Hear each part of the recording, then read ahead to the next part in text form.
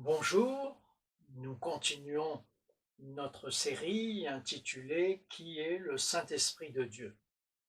Et aujourd'hui, le thème est le Saint-Esprit, option ou nécessité pour le croyant. Le premier point, le Saint-Esprit est un conseiller et un enseignant. Si je ne m'en allais pas, le consolateur divin ne viendrait pas vers vous. Il est donc préférable pour vous, dit Jésus à ses disciples, de me voir partir, car alors je vous l'enverrai. Jésus a prévenu ses disciples qu'il ne les laisserait pas orphelins, mais qu'après sa résurrection et son élévation dans la gloire, il viendrait. Tant que ces deux événements n'ont pas eu lieu, la vérité établie restait incomplète. J'aurais encore beaucoup de choses à vous dire, mais elles seraient au-dessus de votre portée. Pour le moment, vous n'êtes pas en mesure de les comprendre. Jean 16. Le rôle du Saint-Esprit va être d'assurer le relais de Jésus, la présence divine sur terre auprès des disciples. Et il va être un pédagogue qui répétera ce qu'il aura entendu venant du Père et du Fils.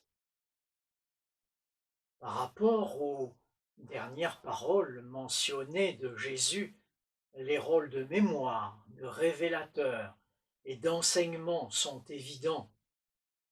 L'Esprit Saint vous rappellera tout ce que je vous ai dit. Jean 14, 26. La mémoire est présente dans l'Écriture afin de ne pas oublier les paroles de Dieu et d'actualiser le dépôt divin. Ce qui est important pour le croyant est son aptitude à écouter et à comprendre les paroles reçues. Le Saint-Esprit n'impose pas, mais il attend notre désir de savoir pour y répondre. Paul, s'adressant aux Corinthiens, écrit: ce sont des choses que l'œil n'a point vues, que l'oreille n'a point entendues, qui ne sont point montées au cœur de l'homme, des choses que Dieu a préparées d'avance pour ceux qui l'aiment. Dieu nous les a révélées par l'Esprit. Car l'Esprit sonde tout, même les profondeurs de Dieu. Lors de la manifestation de dons de parole, de la prophétie notamment, ce sont des révélations inconnues. Tout croyant qui vit une intimité avec Dieu peut recevoir ainsi des instructions pour la communauté, pour d'autres croyants, pour lui-même. Et la parole de Dieu devient alors le garant ou le vérificateur de l'authenticité. Jean 14, 26 et 15, 26, le Saint-Esprit vous enseignera toutes choses et il rendra témoignage de moi. Donc le croyant est guidé à condition d'avoir une relation établie avec Dieu, pas simplement une connaissance stérile. Au final, nous sommes encouragés, invités à nous laisser enseigner par le Saint-Esprit qui éclaire la parole. Un deuxième point, le Saint-Esprit accompagnateur. Le but du Saint-Esprit est la solidité de l'enfant de Dieu, afin que le Père vous donne, selon sa richesse, d'être puissamment fortifié par son Esprit dans l'homme intérieur, en sorte que Christ habite dans vos cœurs. Paul l'écrit aux Éphésiens au chapitre 3. Donc au final, l'action du Saint-Esprit est d'installer Christ dans notre cœur, de rendre notre foi inébranlable. Lorsque Paul déclare que ce n'est plus lui qui vit, mais Christ qui vit en lui, il illustre parfaitement le travail du Saint-Esprit. Le Nouveau Testament, pour être rempli de l'Esprit, partage des conseils à différents endroits sous la plume des différents apôtres. Par exemple, dans les Éphésiens, entretenez-vous par des psaumes, par des hymnes. Un hymne, c'est un chant à la louange de Dieu qui exprime la joie et l'enthousiasme, par des cantiques spirituels. Un cantique, c'est tout simplement un chant de remerciement. Chantant et célébrant Dieu de tout votre cœur, les louanges du Seigneur, rendez continuellement grâce en toutes choses à Dieu le Père, au nom de notre Seigneur Jésus-Christ, vous soumettant les uns aux autres dans la crainte de Christ. C'est vrai que la reconnaissance s'applique en toutes circonstances, même les difficiles. Et ces conseils sont tout autant valables individuellement que collectivement. Et enfin, pour adorer Dieu, la présence du Saint-Esprit est une condition absolue. Rendre un culte à Dieu, c'est le servir, c'est l'adorer, et nous sommes invités à le faire en esprit et en vérité. Un autre aspect, ce sont les disciples qui demandent à Jésus de leur enseigner à prier. Les 13 premiers versets du chapitre 11 de Luc. Et à partir du verset 9, le verbe demander est mentionné à 6 reprises. Et le final, à combien plus forte raison le Père Céleste donnera-t-il le Saint-Esprit à ceux qui le lui demandent? Et ce dernier verbe demander, c'est un verbe qui est au présent continu. Cela signifie qu'au quotidien, je suis incité à réclamer cette assistance divine. Comme Jésus était rempli de l'Esprit, nous sommes aussi invités à combler ce même besoin journalier en demandant l'assistance de l'Esprit. Le moment quotidien de le faire importe peu. Ce qui importe, c'est une prière sincère, profonde, simple. Un autre aspect, en continuité, dans la prière et l'intercession, le Saint-Esprit supplée à nos incapacités. Paul aux Romains, dans le chapitre 8, écrit: l'Esprit nous aide dans notre faiblesse, car nous ne savons pas ce qu'il convient de demander dans nos prières.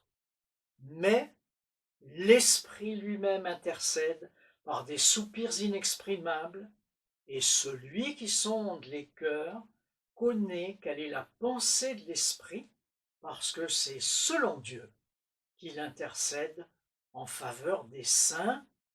Je précise, le texte la prière concerne les enfants de Dieu. L'Esprit nous suggère la manière efficace de prier.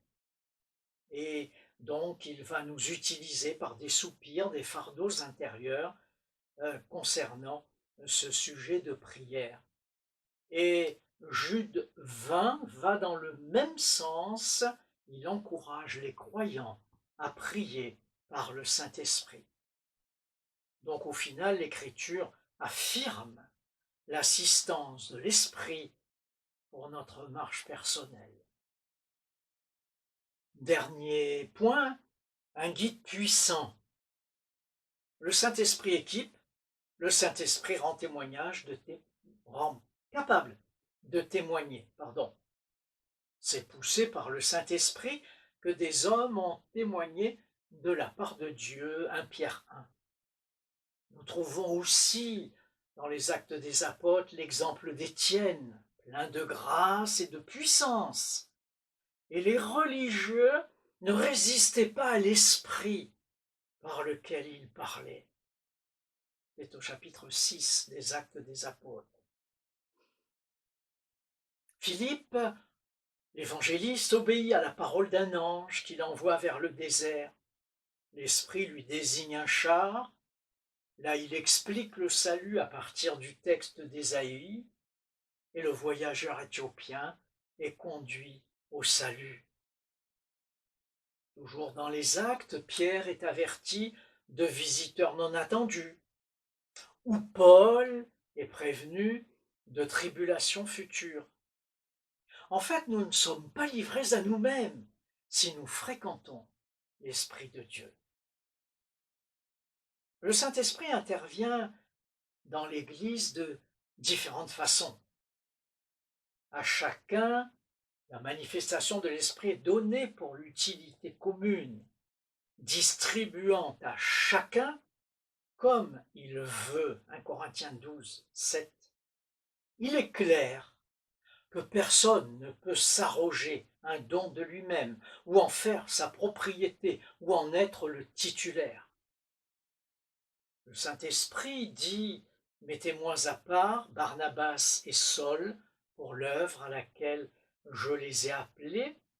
Et un peu plus loin, Barnabas et Saul, envoyés par le Saint-Esprit, descendirent à Séleucie. Le Saint-Esprit a qualifié ces hommes pour le ministère. Ce ne sont pas eux qui se sont appelés. Leur destination leur a été communiquée par révélation. Une situation identique se rencontre un petit peu plus tard dans les Actes. Ayant été empêchés par le Saint-Esprit d'annoncer la parole en Asie, ils traversèrent la Phrygie et le pays de Galatie. Arrivés près de la Mysie, ils se disposaient à entrer en Bithynie, mais l'Esprit de Jésus ne le leur permit pas. Clairement, l'Esprit dirige ses apôtres selon son vouloir et sa sagesse. La prédication de l'Évangile est accompagnée par le Saint-Esprit, et c'est ce que déclare Paul dans 1 Corinthiens 2, « Ma parole et ma prédication reposaient sur une démonstration d'esprit et de puissance. » Dans ces circonstances, ce n'est pas à la sagesse humaine que vont s'attacher ceux qui écoutent, mais à la puissance d'en haut. L'Écriture m'invite bien à être rempli de l'Esprit en vue du témoignage. Et je vais terminer rapidement par ce qui peut être une clé pour nous aujourd'hui. La parabole des 10 vierges que vous connaissez se trouve en Matthieu 25. Pour l'essentiel, l'unité domine. 10 vierges, toutes invitées à la noce. Elles ont toutes une lampe.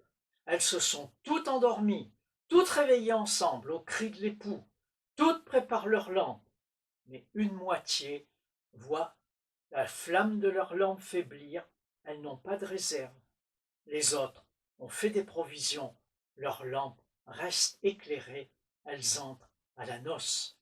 Le Saint-Esprit est souvent assimilé à l'huile dans l'Écriture, et je crois que ce qui est pour nous aujourd'hui, c'est de veiller constamment, parce que ni l'heure ni le jour ne nous sont connus, c'est-à-dire être attentif, éviter l'indolence, être prêt à toute éventualité. Soyons remplis de l'Esprit en permanence. Et ma question finale: comment vivre au quotidien sous le contrôle de l'Esprit de Dieu?